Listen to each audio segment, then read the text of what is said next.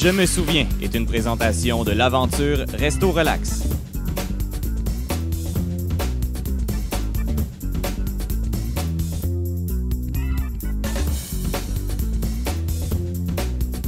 Aujourd'hui, à la chronique Je me souviens, je reçois un pionnier de la planche à neige. Il pratique ce sport depuis maintenant 20 ans et aussi entraîneur du sport-études à l'école secondaire Mont-Sainte-Anne depuis une dizaine d'années. Yannick Bergemin, bonjour. Salut! Raconte-moi un peu les débuts de la planche à neige au Québec, puis je sais que tu étais dans les pionniers, vous étiez une cinquantaine de personnes si je ne me trompe pas. De mémoire, si ma mémoire est bonne, on est à peu près une cinquantaine. Nous autres, on a commencé à Saint-Castin, le manoir Saint-Castin qui est maintenant fermé, où est-ce qu'il y avait seulement une piste qu'on pouvait pratiquer le snowboard.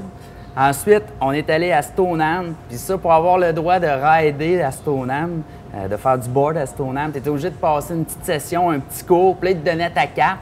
Tu avais seulement une piste. Les skieurs, eux autres, avaient le droit partout, mais pas nous autres. Donc, des fois, ça amenait des petites tensions parce que les skieurs essayaient de venir dans nos modules, soit que c'était des half-pipes ou qu'il y avait des sauts, puis qu'est-ce qu'il n'y avait pas dans les autres pistes, puis c'était interdit pour les skieurs. Donc, ça amenait des petites tensions. C'était pas tout le temps facile, mais c'est ça. Comment ça fonctionnait pour l'équipement, pour vous fournir les planches à neige? Premièrement, au Québec, c'était pas disponible. Il y a eu Canadian Tire, la deuxième année que je faisais de la planche, qui avait sorti des snowboards qui s'appelaient le Edge, le Mogul, mais qui venait avec pas de carte. C'était comme juste en plastique, donc c'était pas accepté dans les centres de ski. Comment il fallait procéder? Il fallait s'abonner à des revues américaines. Puis dans les revues, tu avais des petits collants, que tu gardais tes collants, tu envoyais ta demande. Moi, je veux cette planche-là. Avec le collant dessus, tu collais ton collant de la planche. Tu payais à peu près entre 1000 et 1500 $, que c'était dans le temps qui était super dispendieux pour un produit qu'on ne savait même pas où qu'on allait en faire. Puis tu recevais ça après 2 semaines, 3 semaines, puis c'était ça. Donc, si le dessin te convenait, c'était comme ça, c'était telle planche. Si la géométrie de la planche, tu l'avais pas vue, il n'y avait aucune statistique, les bindings, tu choisissais des couleurs. Fait que c'était le début. On a commencé comme ça. Versus que maintenant, ben là, tu as une multitude de compagnies. C'est cool, c'est en mode en plus.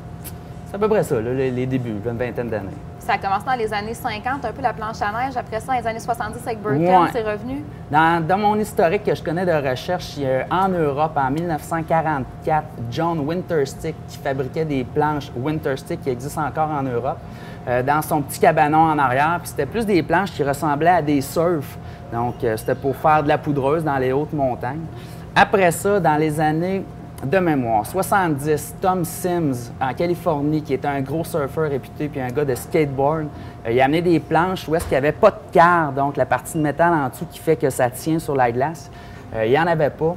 Puis 73, Jake Burton est arrivé avec Burton, où est-ce que lui, il a mis des quarts, et là, ça a révolutionné le monde du snowboard. Les petites compagnies ont commencé à faire des modèles. À un tel point qu'en 1993, il y avait au-dessus de 525 modèles disponibles sur le marché. Donc, tout le monde a essayé de se lancer dans ce milieu-là, là. Et maintenant, ben, c'est plus revenu à la normale, disons. Ça a évolué rapidement. Mais on voit vraiment que tu es un passionné, puis tu as transformé ta passion en devenant entraîneur au sport-études. Oui. Oui, pour faire une histoire courte, moi j'avais été représentant technique pour des compagnies telles que Rossignol, K2. Donc je me promenais dans un centre de ski pour faire essayer les planches, faire essayer le sport. Puis à un bon moment donné, ça doit être de réputation sûrement, le téléphone a sonné. Michel Paquette de l'école secondaire du Mont-Sainte-Anne m'a appelé, il dit « Écoute Yannick, nous autres on fait un programme de sport-études, tu vas coacher, ça te tente-tu de monter ça? » Il y avait déjà eu d'autres années, ça se faisait déjà, mais Michel reprenait ce programme-là pour essayer de l'augmenter, avoir plus de monde. Donc, on a fait un programme de freeride, donc de descente, de freestyle avec les modules. Puis, ben, on est là depuis une dizaine d'années, puis on aime bien ça, toujours au Mont-Sainte-Anne. Puis, je pense que le côté scolaire aussi te stimule beaucoup, là, le fait de garder des bonnes notes pour être accepté dans le programme. C'est intéressant. On le dit tout le temps, si moi j'avais passé par là, peut-être que je ne serais pas assis ici aujourd'hui. C'est le côté drôle de la chose. Mais l'important, c'est vraiment, on n'est pas un groupe nécessairement élite. Si tu veux faire de l'élite de la compétition, on est capable de te pousser et de te montrer à faire dans les compétitions. On a même des références là, qui s'en viennent avec le Jamboree à Stoneham. On a des gars comme Alex Leblanc qui est rendu là et qui a passé par notre système et j'en passe. Puis nous autres, on veut vraiment que ça soit aussi récréatif. Donc, est motivant pour tes notes. Donc, si tu vas à l'école, tu as des bonnes notes, let's go, on va aller en snowboard. Donc, c'est pas juste de l'île.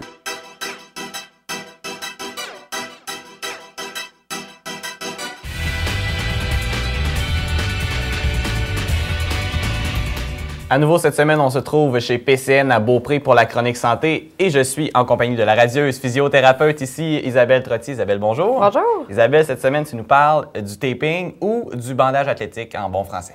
Exactement. On va parler de taping parce que c'est quelque chose qui peut être utile pour un retour au jeu plus rapide. Le but du taping, c'est de limiter le stress sur le ligament. Donc, on veut empêcher le mouvement qui avait blessé le ligament à la base. Donc, on parle d'une entorse. Puis, je vais vous montrer, démontrer comment faire le taping à la cheville. Est-ce que ce remède peut être appliqué là, aussitôt qu'on a une blessure puis qu'on veut recommencer très rapidement? Oui et non. Ça peut être appliqué immédiatement après la blessure si c'est une entorse mineure. Donc, on parle d'une entorse de grade 1.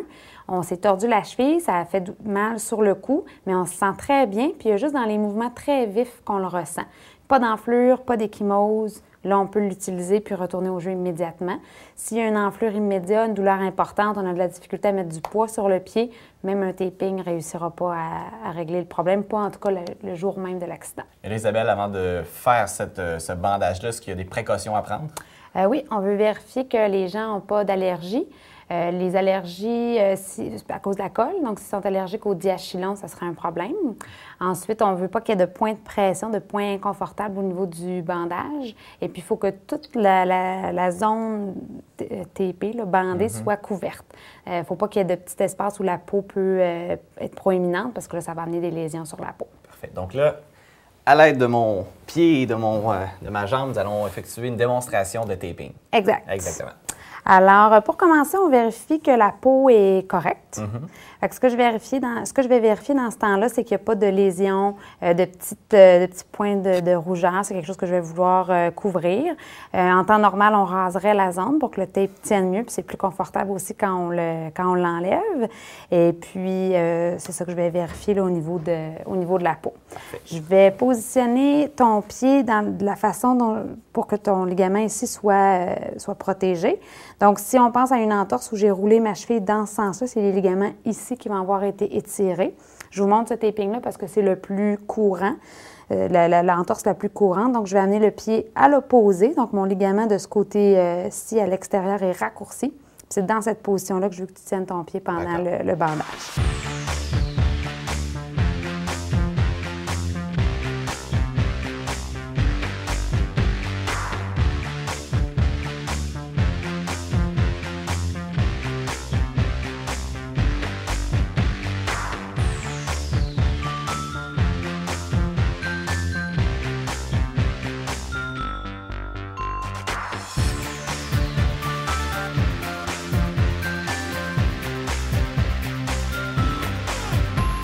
Donc ça, on peut voir que c'est quand même assez une tâche fastidieuse et qui peut être difficile à faire seul. Donc j'imagine que ça prend l'aide d'un professionnel en la matière là, pour faire ce genre de taping-là. Oui, bien c'est difficile à faire sur nous-mêmes, comme tu dis. Fait que c'est certain que je vais demander... Il y a plusieurs coachs là, qui prennent un cours pour pouvoir le faire. Donc, je peux demander à mon entraîneur, à mes parents de me le faire. Moi, je l'enseigne aux parents qui viennent avec leurs enfants pour qu'ils puissent être faits. Puis, à chaque année, PCN donne un cours de taping. Cette année, c'est le 26 mars, si je me rappelle bien.